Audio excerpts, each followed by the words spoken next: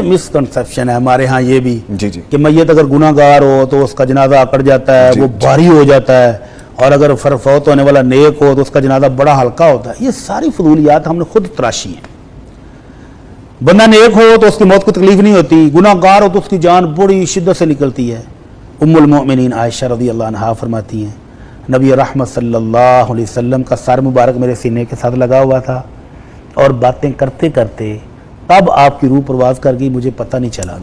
لیکن اس سے پہلے کی کیفیت یہ تھی کہ آپ کے پاس پانی کا پیالہ تھا اور آپ بار بار اپنا چہرہ مبارک گیلا کرتے اور فرماتے ان للموت سکرات، بلا شبہ موت کی بے ہوشیاں ہیں.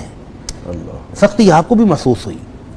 تو اما جی عائشہ رضی اللہ عنہا فرماتی ہیں کہ آمنہ کے لال صلی اللہ علیہ وسلم کی وفات کے وقت جو آپ کو تکلیف تھی، جو آپ کو بخار تھا، یہ شدت دیکھ کر میں نے تو یہ گمان کرنا ہی چھوڑ دیا کہ کسی کو آسان موت بھی آتی ہے. تو یہ ہے